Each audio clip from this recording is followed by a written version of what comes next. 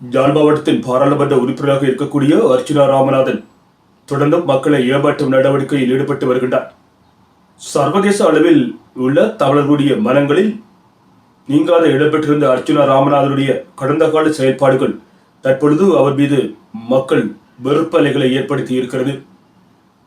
அதீதமான நம்பிக்கையுடன் அவர் மீது நம்பிக்கை வைத்திருந்த உலகளாவிய மக்கள் தற்பொழுது அவர் மீது தமது எதிர்ப்பலைகளை காண்பிக்க ஆரம்பித்திருக்கிறார்கள். முன்னுக்கு பின் முரணாக அர்ச்சுனா ராமநாதன் தெரிவிக்கின்ற பல தகவல்கள், அவதூறு பேச்சுக்கள், தகாத வார்த்தைகள் மற்றும் கேலி கிண்டலுடன் கூடிய அவரது பேச்சுக்களை அவர் மீதான வெறுப்பலையை அதிகமாக தூண்டித்துள்ளது. அர்ச்சுனா ராமநாதன் பாராளுமன்றம் செல்வதற்கு பன்னிமேந்தன் டிக்டாக் தளம், எதிரி.com மற்றும் பன்னிமேந்தன்.com என்கின்ற இணையதளங்கள் பாரிய பங்காற்றியிருந்தன.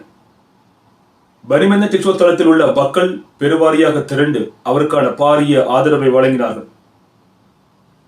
ஆனால் இன்று நடந்திருக்கக்கூடிய இந்த விடயங்களை நாங்கள் பார்க்கின்ற பொழுது அவருக்கு நாங்கள் ஏன் இந்த ஆதரவை வழங்கினோம் என்கின்ற விடயம் மக்கள் மத்தியிலே ஒரு பெரும் பரபரப்பை ஏற்படுத்தி இருக்கு. கடந்த காலங்களிலே எங்கட மக்கள் ஏன் அர்ச்சுனா ராமநாதனுக்கு இந்த ஆதரவை வழங்கினார்கள்? எதற்காக வழங்கினார்கள்? சாவகச்சேரி மருத்துவமனையில் இருந்து மருத்துவ மாஃபியாக்களுக்கு எதிரான போராட்டத்தை ஆரம்பித்த தோற்றப்பாட்டுடன் அவர் மேற்கொண்ட இந்த நடவடிக்கை சர்வதேச அளவில் தமிழ் மக்களுடைய நெஞ்சங்களில் காட்டுத்தீயாக பரவி பற்றி கொண்டது. விழுந்து போய் கிடக்கின்ற எங்கள் தேசத்தினுடைய மக்களுடைய அபலாசைகளையும் இந்த மக்களுடைய வாழ்வியல் துயரங்களையும் துடைப்பார் என்ற நம்பிக்கை எங்களுக்கு இருந்தது. அதனால் பாரசீகமான பாரிய ஆதரவினை மக்கள் தந்தார்கள், வழங்கினார்கள். அவளை எம்முடன் இணைந்திருந்து மக்கள் பாரிய பங்கை ஆற்றினார்கள். ஆனால் பாராளுமன்ற தேர்தலால் முடிந்து இதுவரை 90 நாட்கள் கடந்திருக்கக்கூடிய இந்த வகையில் இன்று வரை தமிழ் மக்களுக்கு அவர் என்ன செய்தார்? எதுவுமே செய்யவில்லை. ஆகவே சிந்தனையில் சிகரம் கொடிகட்டி பறப்பதாக நினைத்துக்கொண்டு அர்ச்சுனா ராமநாதன் முன்னெடுக்கின்ற இந்த நடவடிக்கைகள் மக்கள் மத்தியில் நெஞ்சங்களை அவர்கள் துளையிட்டு காயப்படுத்தி இருக்கிறார். பல கோடிக்கணக்கான பணங்கள் அவருக்கு வழங்கப்பட்டுள்ளதான குற்றம் சுமத்தப்படுகிறது. அவ்வாறு அந்த பணம் அவருக்கு வரவில்லையாக இருந்தால் அர்ச்சுனா ராமநாதன் ஏன் தனது வங்கியை துறந்து காட்ட மறுக்கிறார்? குற்றமற்றவராக தன்னை நிரூபிக்க வேண்டுமாக இருந்தால் தனது வங்கியில் பணம் பெற வேண்டினால் அதை ஓபன் பண்ணி காட்ட வேண்டியதால் ஏன் அதை துறக்க மறுக்கிறார்? இவ்வாறான விடயங்கள் தற்பொழுது வெடித்து பறக்கிறது. மக்கள் எழுப்புகின்ற பல கேள்விகளுக்கு பதிலில்லை. நாம் மீண்டும் செய்கிறோம். அர்ச்சுனா ராமநாதன் நல்லது செய்வாராக இருந்தால், மக்களுக்கு நன்மையை செய்து கொண்டு இருக்கிறார் என்றால் எதற்காக பன்னிமேந்தனாகிய நானும் பன்னிமேந்தனுடைய தளமும் இந்த சர்வதேசம் தழுவியறையில் இருக்கக்கூடிய மக்கள் ஏன் எதற்காக அவருக்கு நாங்கள் பரப்புரை செய்ய வேண்டும்? எதற்காக அவருக்கு எதிராக எங்கள் கருத்துக்களை வைக்க வேண்டும்? நாங்கள் என்ன எதிராக அவருக்கு எதிராக கருத்துக்களை வைக்கிறோம்? அவர் வைக்கின்ற கருத்தியல் போருக்கு எதிரான கருத்தியலை வைக்கிறோம். இது தவறாக இருக்கிறது, இதை திருத்தங்கள் ஐயா என்கிறோம். இது எப்படி தவறாக முடியும்? எப்படி தவறாக முடியும்? நாங்கள் அவரை ஆதரிக்கின்ற பொழுது நாங்கள் நல்லவராக தெரிந்த உங்களுக்கு என்று அவர் விடுகின்ற தவறுகளை சுட்டி காட்டுகின்ற பொழுது எப்படி நாங்கள் உங்களுக்கு தவறானவர்களாக வந்தோம் என்கின்ற கேள்வி எழுகிறது. ஆகவே முன்னுக்கு பின் முரண். இந்த முன்னுக்கு பின் முரண் ஏன் இந்த முரண்? அறவழி சார்ந்து அவர் பயணித்தால் எதற்காக நாங்கள் அவரை எதிர்க்க வேண்டும்? ஏன் அவருக்கு எதிராக மக்கள் கிளந்தெழ வேண்டும்?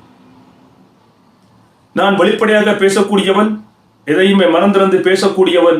ஆதலால் மக்களுக்குரிய அடிப்படை வாழ்வியல் தத்துவ கோட்பாட்டின் அடிப்படையில் வறுமைகளை ஒழிக்க வந்ததாக சொல்வாராக இருந்தால் இந்த 90 நாட்களில் அவர் மக்களுக்கு செய்த சேவை என்ன?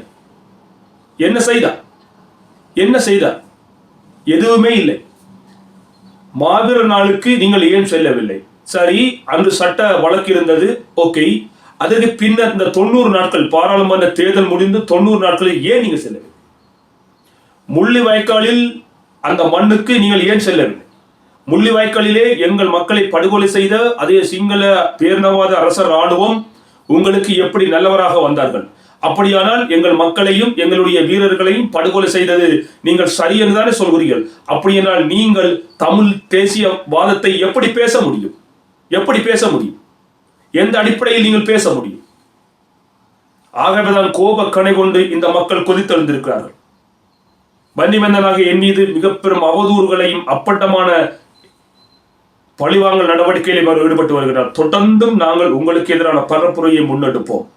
ஏற்றியவர்கள் நாங்கள். அதற்காக நீங்கள் செய்கின்ற ஒவ்வொரு தவறுகளையும் நாங்கள் சுட்டிக்காட்ட வேண்டிய அவசியம், கடப்பாடு எங்களுக்கு இருக்கிறது. அதனால் தான் சொல்கிறோம், நாங்கள் இதனை தொடர்ந்து செய்வோம். விடியல் தேவை. விடுதலையின் கனவோடு இவங்களை வரவேற்ற மக்களை நீங்கள் கொச்சைப்படுத்தி இச்சைப்படுத்துகின்ற இந்த சம்பவங்கள் முற்றுமுழுதாக ஒழிக்கப்பட வேண்டும். நாம் நாமாக வாழ வேண்டுமாக இருந்தால் எங்களுக்கான அடிமை உடைக்கப்பட்ட ஒரு வாழ்வியல் அங்கு மலர வேண்டும். அது கொடுத்தீர்களா? மீளவும் இதுதான் உங்களோட கேள்வி. மாவீரர் நாளுக்கு ஏன் செல்லவில்லை? இந்த வன்னிமேனன் தளத்தினூடாக சேர்க்கப்பட்ட படத்திற்கு கணக்கு காட்டுவது சொல்லிகளை ஏன் இதுவரை காட்டவில்லை? உங்கள் டிஷர்ட்டுக்கு 30 லட்சம் ரூபாய், சுவிசிலிருந்து ஒரு அக்கா 17 லட்சம் ரூபாய், கனடாவில் ஒரு அண்ணா 13 லட்சம் ரூபாய் சொன்னதாக நீங்கள் ஒரு சமூக ஊடகத்தில் சொன்னீர்களா? இல்லையா? சொன்னீர்கள். அப்படி என்றால் இங்கே 3,50,000 நினைவு சரியாக இருந்தால் 3,30,000 அல்லது 50,000 ரூபாய் பெறுமதியான காசு ஒரு போராளி அக்கா உங்களுக்கு வழங்கியுள்ளதாக எமது வன்னிமேனன் யூடியூப் தளத்திலே அது பதிவேற்றம் செய்யப்பட்டுள்ளது. அப்படியானால் உங்கள் சம்பந்த பேங்குக்கு அந்த கணக்கு, அந்த பணம் அனுப்பியும் வைக்கப்பட்டுள்ளது. அப்படியானால் அந்த கணக்கினுடைய விடயங்கள் எதுவாக இருக்கிறது? அதற்கு உங்களுடைய கருத்து என்ன சொல்ல போகிறீர்கள்? என்னையா சொல்ல போகிறீர்கள்?